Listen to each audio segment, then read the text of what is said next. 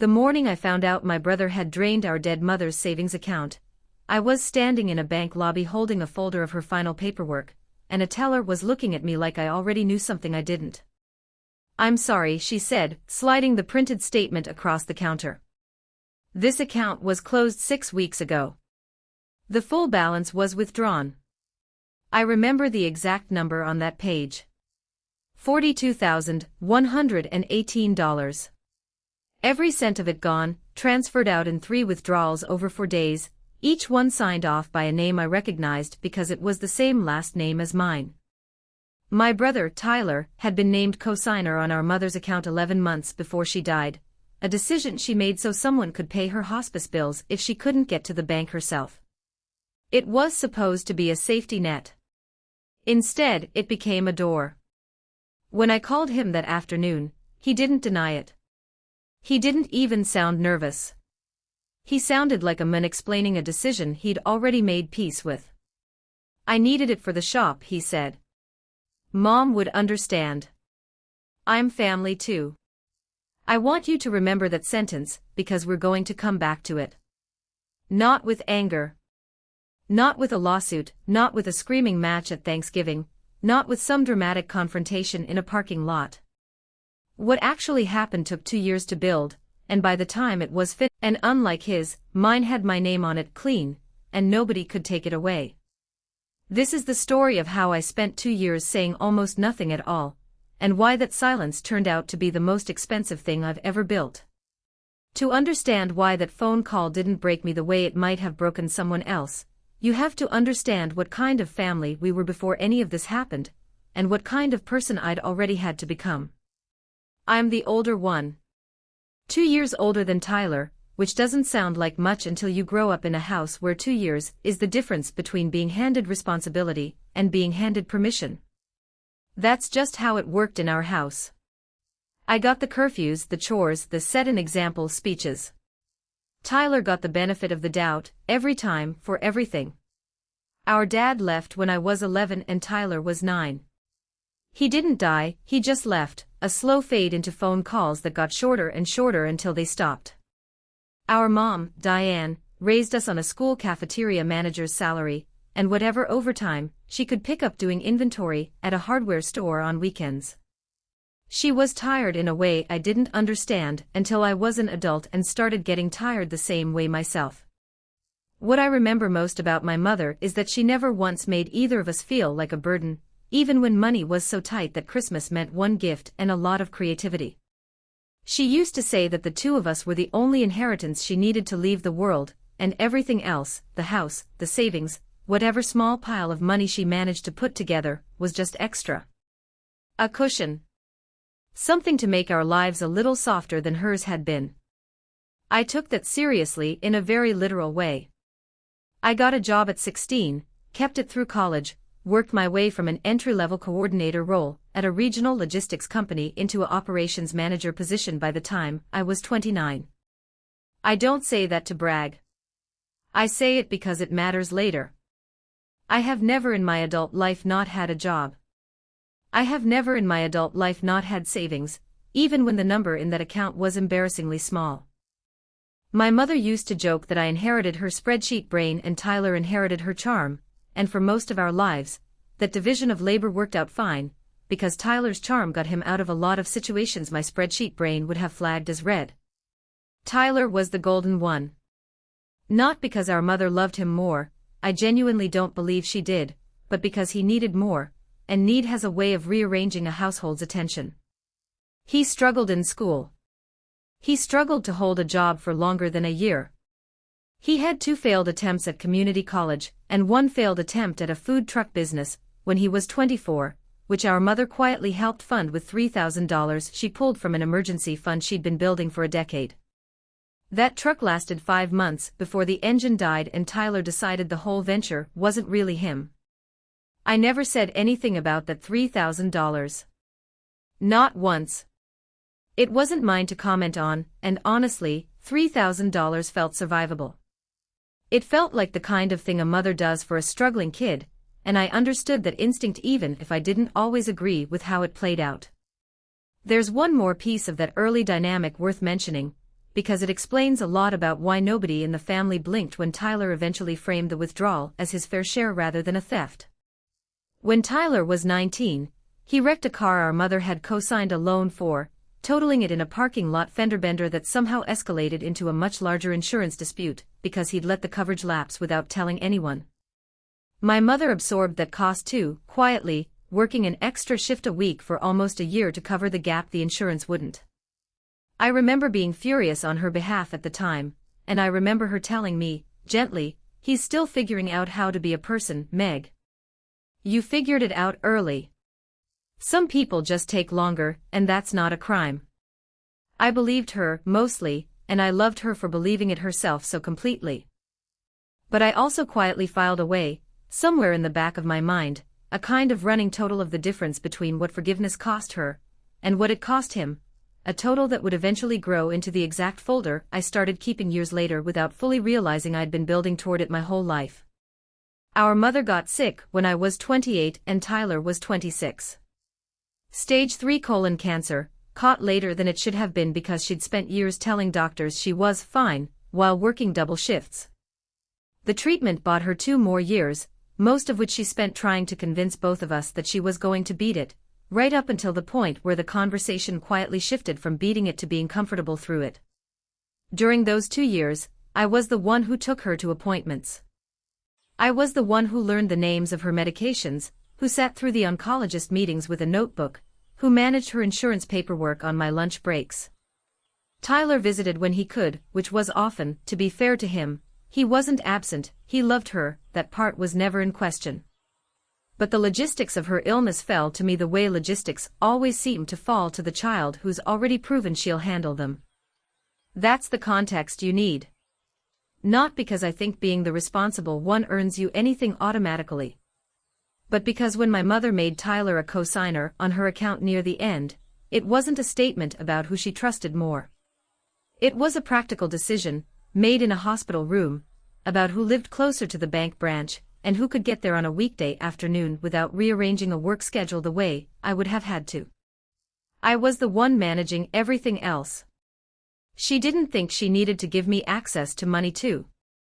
She thought she was dividing responsibilities fairly.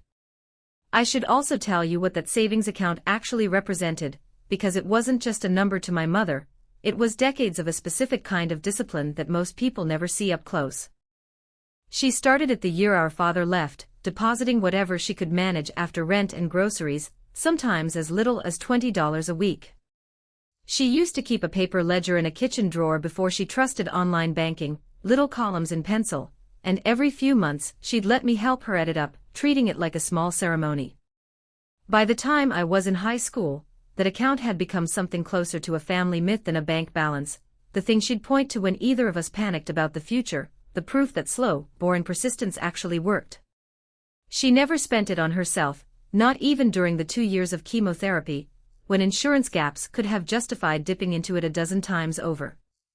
She paid those gaps out of overtime and a payment plan with the hospital instead, protecting that account like it was the last solid thing she had control over.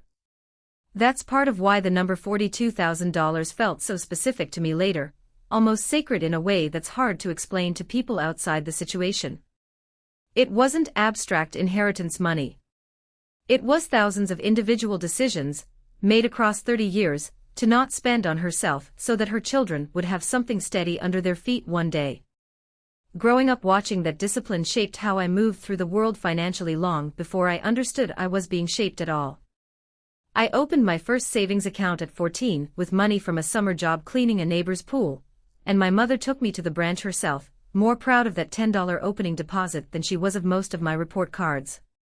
Tyler grew up watching the same discipline and absorbed something different from it, not the habit itself, but a kind of faith that the discipline would always be there to catch him if his own choices didn't work out.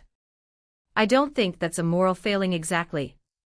I think it's what happens when one child is raised to be the safety net, and the other is raised to trust that a safety net exists. Neither of us chose which role we got.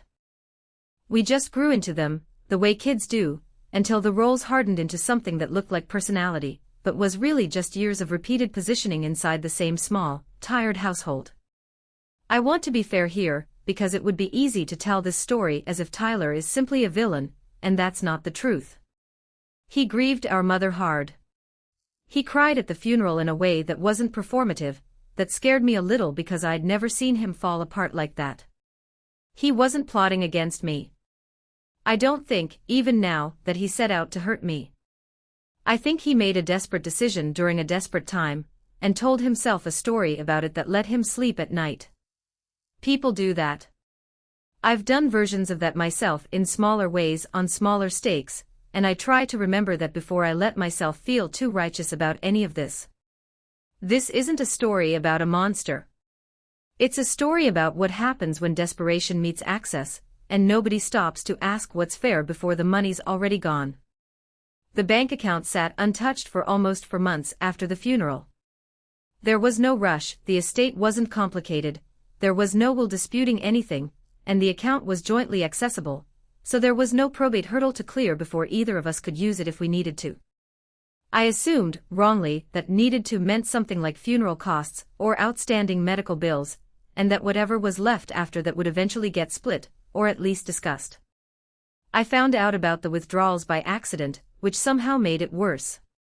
I'd gone to the bank to close out one of Mom's smaller accounts, a certificate of deposit that had matured, and figured I'd check the balance on the main savings account while I was there, mostly out of habit, the same habit that had me checking her accounts every few weeks for the last 2 years of her life to make sure nothing was slipping through the cracks. The teller pulled it up and gave me that look. The one I mentioned. The one that told me she could see something on her screen that I hadn't braced myself for yet. 3 withdrawals. $15,000, then $20,000, then the remainder, $7,118, over the span of 4 days in late July. All authorized by Tyler's signature, which was completely legal, completely within his rights as co-signer, and completely unannounced to me. I sat in my car in the bank parking lot for almost 20 minutes before I called him. I wasn't shaking with rage. I was doing the thing I do, which is running numbers, trying to find an explanation that made sense before I let myself feel anything about it. Maybe it was medical debt I didn't know about. Maybe there was a lien on the house. Maybe he'd used it to pay off something of Mom's that I'd missed. He picked up on the 3rd ring, and I asked him, as calmly as I could manage, what happened to Mom's savings. There was a pause. Not a guilty pause, more like the pause of someone gathering the explanation they'd already rehearsed, because they knew this call was coming eventually. I opened the shop, he said. The auto detailing place I told you about. I needed capital and the bank wouldn't approve a loan without more collateral than I had, so I used what was already there. That was Mom's money, I said. It's family money, he said. It's not like I spent it on myself. This is going to be something, Meg. This is going to be a real business. She always said she wanted us to have something more than she had. She said that about a savings cushion. Not about funding a car wash. It's not a car wash, it's a full detailing operation, and look, I know I should have called you first. I get that. But you would have talked me out of it, and I couldn't risk that, because the lease on the unit was time-sensitive. He exhaled, and then he said the sentence I would carry with me for the next 2 years. She'd understand. I'm family too. I have just as much right to that money as you do. I didn't argue with him that day. I said something like, we'll talk about this later, and hung up, because I genuinely did not trust what would come out of my mouth if I kept talking. I drove home in silence. I didn't cry. I didn't call anyone. I sat at my kitchen table with a legal pad and started writing down dates, because that's what I do when the ground moves under me. I try to put it back into rows and columns, something I can look at without feeling it. What kept circling in my head that night wasn't even the amount, not at first. It was the speed of it. 3 withdrawals in 4 days, executed with a kind of efficiency that told me this hadn't been an impulsive decision made in a single reckless afternoon. He'd planned it. He'd probably had the lease paperwork for that unit sitting somewhere for weeks before he ever walked into the bank, waiting for the right moment, the moment when nobody was watching that account closely enough to ask questions before the money was already spent. I thought about all the family dinners in those for months after the funeral, the ones where he'd sat across from me eating pot roast and talking about figuring out his next move, never once mentioning that his next move already had a start date. I also thought, uncomfortably, about my own inaction. I'd had access to that account too. I could have moved half of it into something separate the week after the funeral, could have suggested we split it formally and be done with the ambiguity before it became a problem. I hadn't because some old, tired part of me still operated on the assumption that we were basically decent people who didn't need contracts between us to do the right thing. That assumption cost me, and it took me a long time to stop being angry at myself for having it, even after I'd stopped being surprised that Tyler didn't share it.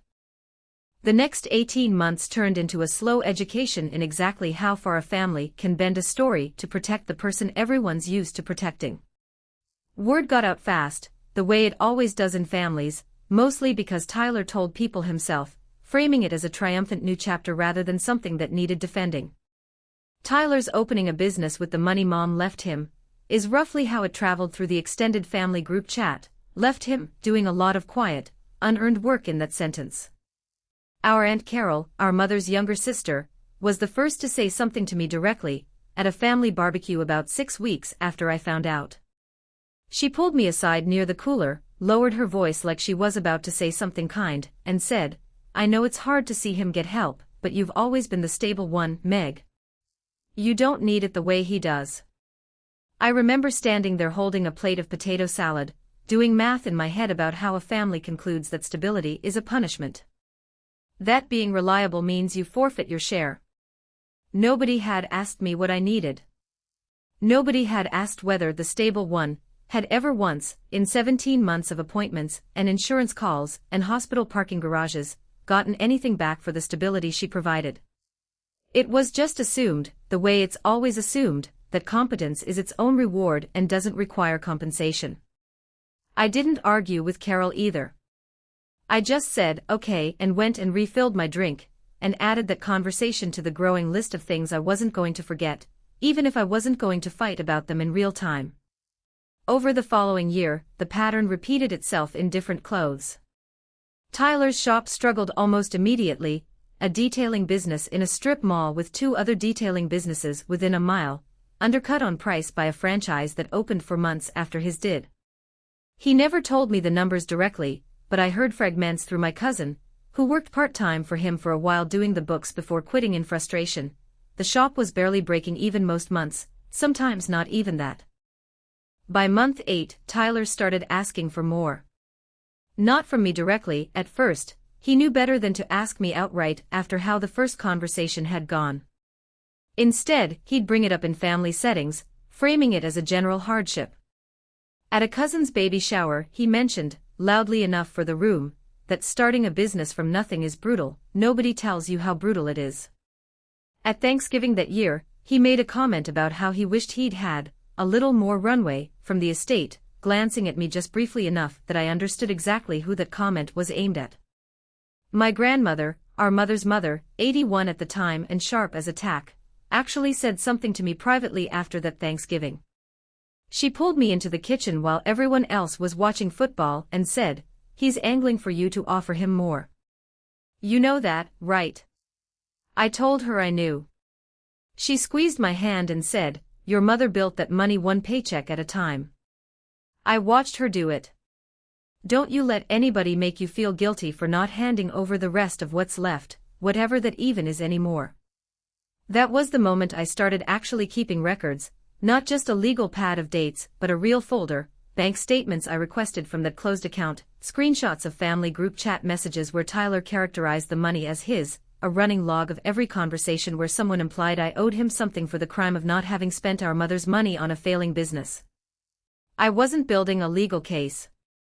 There wasn't one to build. What he'd done wasn't illegal, just cruel and dishonest in its framing. I was building something else. A record of the truth, in case I ever needed to remember it clearly, because grief and guilt have a way of rewriting history if you let them. Meanwhile, I made a decision that I didn't announce to anyone, not even my partner Josh at first, beyond telling him I wanted to get more serious about savings. I'd been putting a modest amount into a retirement account, and a small emergency fund, the responsible but unambitious habits of someone who'd never had extra to work with. Something about watching my brother treat our mother's money like found currency lit a fire under me that had nothing to do with revenge and everything to do with proving something to myself. I picked up a part-time consulting gig on top of my full-time job, doing logistics audits for two smaller companies that couldn't afford full-time operations staff. I renegotiated my salary at my main job after landing a project that saved the company close to $200,000 in shipping inefficiencies over one quarter, a fact I made sure my manager knew, clearly, and without apology, something the old version of me might have been too polite to point out. I got a 12% raise out of that conversation. I started clipping every unnecessary expense from my life without telling anyone why, driving my 10-year-old car another 2 years past, when I would have normally traded it in, cooking instead of ordering out, treating every extra dollar like it had a job to do. None of this was dramatic. Nobody watching my life from the outside would have seen anything but a woman quietly tightening her budget. But every few months, I'd sit down and update a number in a spreadsheet, my own version of the ledger my brother had started without meaning to, and watch it grow. 6,000. 11,000. 19,000. 26,000 by the time the 18-month mark rolled around, sitting in a high-yield savings account that I had told exactly 2 people about, my accountant and Josh. Somewhere around month 10, my folder had grown into something closer to an actual archive. I'd printed out screenshots of the group chat where Tyler had described the estate money as what I got left in a conversation with a cousin, careful to keep the full context attached so nothing was taken out of proportion.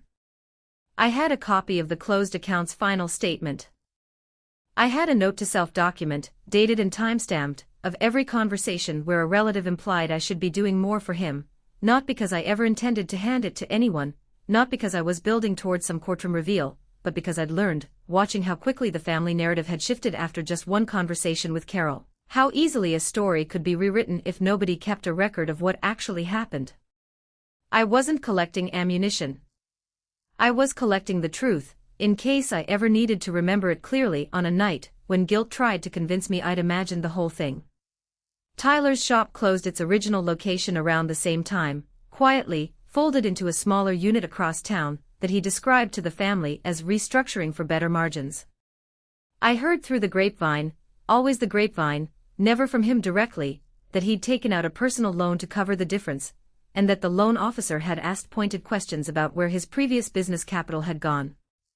Around the 14-month mark, my cousin who'd briefly done Tyler's books told me something that stuck with me for a long time. She said Tyler had asked her, half joking but not really, whether she thought I'd come around, eventually, and help him refinance some equipment debt. She'd told him she didn't think that was a fair thing to ask, and he'd gotten quiet and changed the subject. I never confronted him about that conversation either. I just added it to the folder, mentally if not literally, another data point in a pattern that was becoming impossible to misread. He wasn't recovering from a mistake. He was waiting for me to absorb the cost of it. There was a particular Sunday around month 16 that I still think about. My mother's birthday would have been that week, and the family had planned a small gathering at Carol's house to mark it, nothing elaborate, just a cake and some old photo albums passed around the table. Tyler brought a framed photo of the 4 of us, from before our father left, and set it on the mantel with real tenderness, and for a few hours that afternoon, none of the money mattered at all. We told stories about Mom's terrible parallel parking, and her habit of narrating grocery store trips like a nature documentary. I remember thinking, watching him laugh at something Carol said, that I still loved my brother in the uncomplicated way you love someone you grew up sleeping 4 feet away from for 18 years, even while a separate part of me was quietly, permanently keeping score. That tension, loving him and keeping the ledger at the same time, was the hardest part of those 2 years, harder than any single confrontation could have been. It would have been simpler if I'd hated him. Hate has a clean shape. What I actually felt was messier, grief for our mother that neither of us had finished processing, resentment I wasn't proud of, and an old loyalty that refused to fully die even when I had every reason to let it. I didn't resolve that tension during those 18 months. I just learned to carry both feelings at once, the way you learn to carry 2 heavy bags without letting either one drop. By month 18, I'd also started paying closer attention to my own habits in a way that went beyond the spreadsheet. I read 3 books that year about financial independence, not because I was chasing some influencer fantasy of early retirement, but because I wanted language for what I was building, a vocabulary that made the process feel like a plan instead of just a reaction to being hurt. I learned about the difference between an emergency fund and an opportunity fund, about how to calculate a real return on a rental property instead of just guessing at monthly cash flow. I started attending a free evening class at the community college on real estate basics, sitting in a room full of strangers twice my age, taking notes like it was the most important class I'd ever attend because in a strange way it was. There was also a specific incident around month 20 that I still think about more than almost any other. Tyler's landlord for the second, smaller shop unit called me directly. I never fully understood how he got my number, though I suspect Tyler had listed me as an emergency contact on some old paperwork without asking, because Tyler was 2 months behind on rent and not returning calls. I remember standing in my kitchen, phone against my ear, listening to a stranger describe my brother's financial situation in more precise detail than Tyler himself had ever shared with me directly. I told the landlord, as gently as I could, that I wasn't in a position to guarantee anyone else's lease, and that he should speak with Tyler directly about a payment plan. It wasn't a satisfying phone call for either of us. But I hung up feeling something settle in me that hadn't been settled before, a clear, unemotional confirmation that the shop wasn't struggling quietly in the background the way Tyler's social media presence suggested. It was actively failing, in real time, and had been for a while. I didn't tell Tyler about that call. I didn't tell anyone except Josh. Part of me worried, in the days after, that withholding it made me complicit in some way, that a better sister would have used that information to intervene, to have the hard conversation, to try to save him from the wreck before it fully happened. I've made my peace with not doing that.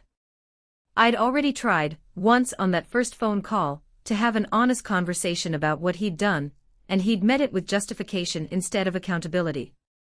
I wasn't obligated to keep offering him chances to hear the same thing I'd already said. Some lessons only land when life teaches them directly, without a sibling standing between the lesson and the person who needs to learn it. I never asked Tyler about the money again after that first phone call. Every instinct in me wanted to, especially on the nights when I was tired from working 2 jobs, and he was posting shop update photos with captions about chasing the dream. But I'd made a decision, somewhere around month 6, that I wasn't going to fight this with words. Words hadn't worked on this family in a long time. I was going to fight it with something nobody could argue their way around. There was a night, about 20 months in, that came closer to breaking that resolve than I ever admitted to anyone. It was a Sunday. I'd worked both jobs that week, pulled an extra Saturday shift on the consulting gig to hit a client deadline, and I came home to find a voicemail from my mother's old phone number. Tyler had kept her line active under a family plan and occasionally used it for shop-related calls, which always gave me a strange jolt when it lit up my caller ID. It was Tyler, and his voice was different than I'd heard it in months. Tired. Scared, underneath the usual bravado. He said the shop might not make it to the 6-month mark unless something changed, that he'd already asked their father, the man who'd left us at 11 and 9 and reappeared sporadically over the years whenever it suited him, for a loan and been turned down, that he didn't know who else to ask. He didn't ask me for money in that voicemail. He didn't have to. The shape of the ask was sitting right there in the silence at the end of the message, in the way his voice trailed off instead of finishing the sentence. I sat on my kitchen floor that night, not even the chair, just the floor, back against the cabinet, and I cried for the first time in almost 2 years about any of this. Not for the money. For the version of us that used to exist before money became the only language we had left. I thought about calling him back and just giving him something, anything, $5,000, enough to buy him another few months, because some old, tired, loyal part of me still wanted to be the sister who fixed things. I didn't call him back that night. Instead, I called Josh and I told him everything, not the summary version I'd been giving people, but everything, the humiliation of that Carol conversation, the grandmother warning, the spreadsheet I'd been keeping in secret like it was something to be ashamed of. Josh listened for a long time and then said something that stuck with me. You've been treating your own stability like it's a guilty secret. It's not. It's the thing you built. You're allowed to keep it. The next morning, I did something I'd been circling for months without committing to. I called a financial advisor a coworker had recommended and set up a real consultation, not just about savings, but about what to actually do with $28,000 that had grown, quietly, into something real. I'd been so focused on building the number that I hadn't let myself think seriously about what it was for. The advisor asked me a simple question in that first meeting that reframed everything. What would make this money feel like it was actually yours, instead of just a number you're protecting? I thought about our mother's old dream, the one she used to talk about on her better days during treatment, a small rental property, something that could generate income on its own, something that would outlast a paycheck. She never got the chance to build it. She spent her whole life one emergency away from not having a cushion at all. I decided that day, quietly, without telling my family anything, that I was going to build the thing she never got to build. Not to win an argument. Not even, if I'm honest, entirely for myself. I wanted, more than anything, to prove that her money, the money she'd spent a lifetime scraping together, could still become something real, in the hands of the child who'd actually kept her promise to be careful with it. That decision didn't come with any fireworks. I didn't march into the advisor's office and announce a mission. What actually happened was smaller and stranger. I started sleeping better. I also, around that same time, allowed myself to grieve my mother properly for what felt like the first time since the funeral. I think I'd spent the better part of 2 years so occupied with managing the aftermath of Tyler's decision that I'd barely let myself miss her the way she deserved to be missed. That week, after the voicemail and the crying on the kitchen floor, I drove out to the cemetery on a weekday afternoon by myself, something I hadn't done in months, and sat on the grass near her headstone and told her, out loud, feeling a little foolish and not caring, that I was going to try to build something with what she'd left, even if it looked different than either of us had expected. It wasn't a dramatic moment. Nobody was there to see it. But it was the moment the plan stopped being a reaction to my brother and started being something that belonged to me and her both. It took the next 4 months to find the right property, a modest duplex in a neighborhood 2 towns over from where I grew up, listed at $318,000, needing enough cosmetic work that the price had room to move. Between my savings, the consulting income I'd kept building, a small inheritance from my grandmother who passed that spring, leaving both Tyler and me an even split, which he received without comment this time, something in him seeming to understand he'd used up his margin for asking, and a mortgage I qualified for entirely on my own credit and income. I closed on it in September, almost exactly 2 years after that first phone call in the bank parking lot. I didn't tell anyone in the family right away. Partly because I'd gotten used to keeping my financial life private after 2 years of watching what happens when a family decides your resources are communal property the moment they become visible. Partly because I wanted to let the numbers finish speaking before I said anything myself. The reveal happened, almost by accident, at what should have been an unremarkable family dinner, my Aunt Carol's 60th birthday, held at her house, the first time the extended family had been fully assembled since the last Thanksgiving. Tyler was there, thinner than I remembered, quieter, the shop having finally closed for good over the summer, after the loan officer's questions turned out to be prophetic. He'd taken a job managing the parts counter at an auto supply store, a fact he mentioned with a kind of brittle pride that made something in my chest ache for him even after everything. The conversation turned, as it always eventually did in that family, toward money, specifically toward Carol's own daughter, my cousin, who was struggling to save for a down payment on a starter home, and had been renting for 6 years without much progress. Someone at the table said, not unkindly, "It's just so hard for young people to get into property right now," and there was a general murmur of agreement around the table, the kind of shared sigh families do when the economy feels like a wall nobody can climb. I hadn't planned to say anything. I want to be honest about that. This wasn't a staged moment, wasn't something I'd rehearsed for months waiting to spring at the right dramatic dinner. But my cousin turned to me, half joking, and said, "You're the numbers person, Meg, how does anyone actually do it these days?" And I said, simply because it was simply true, "I closed on a duplex 2 months ago." Rental income covers most of the mortgage already. It's not impossible. It just takes a while. The table went quiet in the particular way a room goes quiet when something has shifted the ground under a conversation nobody expected to be structural. Carol asked, carefully, how I'd managed that on my salary. I told her the truth, plainly, without performance, without pointing at anyone. 2 incomes for 2 years. A high-yield savings account I'd built from scratch. A grandmother's small inheritance I hadn't touched for anything else. Careful choices made quietly for a long time. I didn't mention the $42,000. I didn't have to.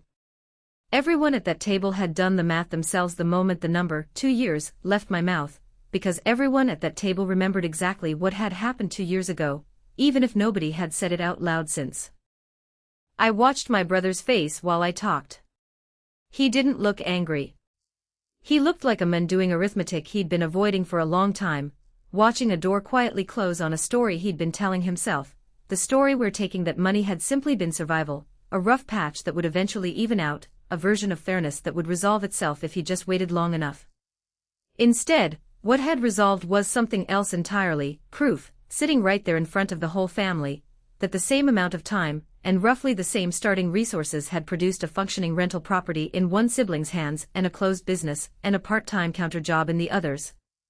My cousin asked, carefully, what the mortgage payment looked like compared to the rental income, and I told her honestly, the numbers weren't dramatic, they were just steady. Roughly $2,300 a month coming in from both units combined, against a mortgage, insurance, and tax payment of just under $2,000, leaving a modest but real cushion that grew every month it didn't get touched. I told her about the $28,000 I'd saved over 2 years of working 2 jobs, about the inheritance from our grandmother that I'd kept untouched for 8 months, while I found the right property instead of the first available one. None of it was secret information anymore. I'd simply never had a reason to say it out loud before that dinner, because nobody had asked, and I hadn't been in the habit of offering. Carol asked the question that I think everyone at the table was actually circling without saying directly. How had I managed to save that much while also, as far as anyone knew, living a completely ordinary life, no dramatic sacrifices anyone had noticed, no obvious hardship? I told her the truth, which was less satisfying than a dramatic answer would have been. There was no single sacrifice. There were 1,000 small ones, stacked over 2 years, invisible individually and only visible in aggregate, a car I didn't replace, a vacation I didn't take, a consulting gig I said yes to on nights I was already tired. I told her it wasn't a secret formula. It was just time, spent on purpose, instead of spent waiting for someone else to fix things. I noticed, while I talked, that my uncle, Carol's husband, a quiet man who rarely weighed in on family matters, was looking at Tyler with an expression I couldn't quite read, something between sympathy and disappointment, the look of a man doing his own private math about 2 years of choices laid side by side. Tyler noticed it too. I watched him notice it, watched something in his shoulders drop slightly, and I felt, for the first time in 2 years, something closer to sadness for him than anger. Whatever satisfaction I might have imagined feeling in that moment, sitting at that table 2 years earlier, when I was drafting furious unsent texts in my head, didn't actually show up. What showed up instead was quieter and more complicated, the simple, unglamorous relief of finally not having to carry a secret. My cousin, the one who'd been struggling to save for her own down payment, asked if I'd be willing to walk her through the numbers sometime, not as a handout, just as a mentor might. I said of course and meant it, and something about that small, ordinary request, a young woman wanting to learn instead of wanting to be given something, reminded me powerfully of my mother, of those pencil columns in the kitchen drawer, of a woman who believed that showing someone how to build something mattered more than simply handing it to them. It struck me, sitting at that table, that this was maybe the truest way to honor what she'd tried to teach both her children, even if only one of us had fully absorbed it the first time around. Dinner finished not long after that, cake was cut, candles were blown out for Carol's 60th, and the conversation moved on the way family conversations do, drifting towards someone's upcoming vacation and a debate about the right way to season potato salad. But something had shifted at that table permanently, in the quiet way that real shifts happen, not with an announcement, just with a fact that had finally been allowed to exist in the open instead of living only in a folder in my closet and a spreadsheet on my laptop. Nobody yelled. That's the part people expect when I've told pieces of this story before, and it's the part that always surprises them. There was no dramatic standoff, no thrown plate, no ultimatum delivered across a birthday cake. What happened instead was quieter and, I think, more permanent. Carol, who 2 years earlier had told me I didn't need support the way Tyler did, looked at me for a long moment and then said, quietly, almost to herself, I owe you an apology, don't I? I didn't answer that directly. I just said, it's in the past, which was true, though I noticed I didn't say it was fine, because it hadn't been. Tyler asked to speak with me privately, out on Carol's back porch, away from the rest of the table. I went because 2 years of silence had never been about avoiding him forever, just about not fighting on his terms. He didn't apologize outright, not in the clean, cinematic way I might have imagined during the worst of those 18 months. What he said instead was closer to honesty than anything he'd offered me before. I told myself Mom would have been fine with it because I needed to believe that to sleep at night, he said, staring out at Carol's yard instead of at me. I don't think I actually believed it. I think I just needed it to not be a betrayal, because if it was a betrayal, I had to actually sit with what I'd done. It was a betrayal, I said, not cruelly, just factually, the way I'd say a number was wrong on a spreadsheet. I know that now, he said. The shop failing didn't teach me that. Watching you build something real out of the same amount of nothing, that's what taught me that. I told him I didn't need him to grovel, and I meant it. I wasn't interested in extracting a performance of guilt from him at his aunt's birthday party. What I told him, instead, was that I hoped he'd take something specific from all of it, that family isn't a blank check people get to write against each other's trust, and that the version of fairness he'd invoked on that first phone call, I have just as much right to that money as you do, might have even been true, in some abstract sense, but rights and decency aren't the same thing, and he'd known the difference the whole time, whether he wanted to admit it or not. He didn't argue with that. He just nodded, and for the first time in 2 years, I felt something in my chest that wasn't quite forgiveness yet, but was at least the possibility of it, sitting a little closer than it had been. We stood on that porch for a while longer than either of us probably expected to, the party noise muffled behind the sliding glass door. He asked me, eventually, how I'd actually done it, not in a bitter way, not fishing for a shortcut, but like someone genuinely trying to understand a version of discipline he'd never been taught to practice. I told him about the consulting gig, about the community college class, about the spreadsheet I'd updated almost every week for 2 years like a small, private ritual. He asked if I'd show him sometime, how I'd structured the rental numbers, what questions I'd asked the lender. I told him, honestly, that I appreciated him saying it, and that what happened next between us, whether trust rebuilt slowly over years or stayed cautious for a long time, was going to depend on what he did from that point forward, not on the sentence he'd just said. He accepted that without arguing, which itself told me something had genuinely shifted in him, because the old Tyler would have wanted the apology to close the account immediately, the same way he'd once treated our mother's savings as something that could be closed out on his own timeline, without anyone else's signature required. It's been almost 3 years now since that bank parking lot phone call, and almost a year since Carol's birthday dinner. The duplex is fully rented, both units, and the income covers 80% of the mortgage most months. I bought a second, smaller property last spring, nothing dramatic, a modest single-family rental in a town with good schools and a growing wait list of renters. My mother's $42,000 is long gone, spent on a business that no longer exists, and I've made my peace with the fact that it's never coming back in any literal sense. But here's what I've come to understand, and it's the thing I want to leave you with if you've made it this far. The money was never really the point, not even for Tyler, not even for me.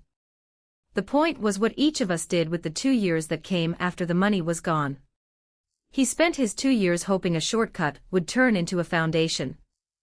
I spent mine building a foundation the slow, unglamorous, deeply unfilmable way, 2 jobs, a spreadsheet, a lot of nights that looked like nothing was happening at all. My mother used to say that the 2 of us were the only inheritance she needed to leave the world. I think about that sentence differently now than I did the day she said it. I used to think it meant we were enough, just by existing. Now I think it also meant something quieter and harder, that whatever she managed to leave behind, materially, was never going to be the real inheritance. The real inheritance was whatever we chose to become with it, or without it, once she wasn't there to referee the difference. Tyler and I talk now, more than we did during those 2 silent years. He's saving, slowly, the same unglamorous way I did, no business, no shortcut, just a part-time job and an honest accounting of what he owes the people who trusted him. Last month he sent me a screenshot of his own savings account, half joking, half proud, the balance sitting at just under $3,000, and I felt genuinely happy for him in a way that surprised me. We don't talk about the $42,000 anymore. We don't need to. The number that matters now isn't what he took. It's what I built in the 2 years he thought I'd never notice him not paying it back. I think often about Carol's apology on that porch, and about my grandmother's warning at that Thanksgiving table years earlier, don't let anybody make you feel guilty for not handing over what's left. I didn't fully understand, in the moment she said it, how much strength that sentence would end up requiring. Boundaries are easy to believe in, and hard to hold when the person testing them is someone you've loved since before either of you could walk. I held mine anyway, not because I stopped loving my brother, but because I finally understood that loving him and protecting myself weren't actually opposites, no matter how many family conversations had quietly implied that they were. I also think about my mother more gently now than I did in the year right after she died.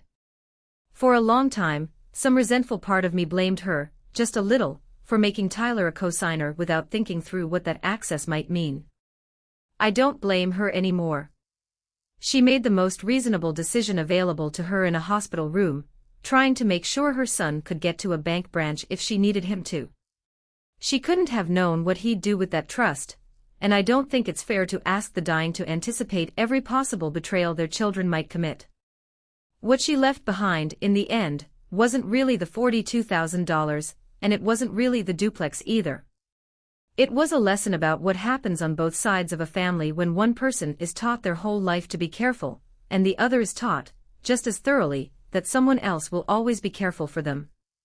My mother used to say that the 2 of us were the only inheritance she needed to leave the world.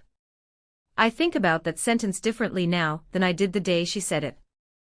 I used to think it meant we were enough, just by existing.